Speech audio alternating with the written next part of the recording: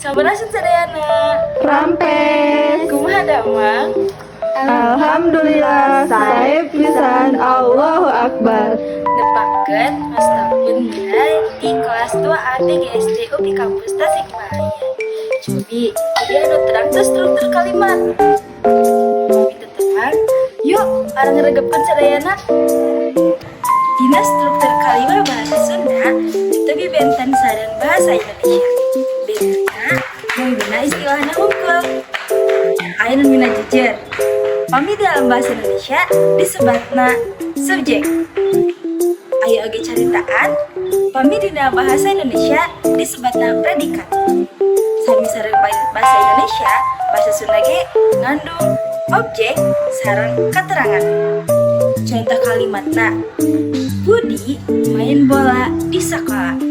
Budi kalebetna kana jejer antara subjek. Main kalebetna kana predikat dan nabi disebut caritaan. Bola kalebetna kana objek. Di sekolah kalebetna kana keterangan. Cobi ayeuna ku hidup tangtoskeun mana jejer, mana caritaan, objek sareng predikat dina kalimat ieu. Serat di kolom komentarnya. Assalamualaikum warahmatullahi wabarakatuh. Sampurasun.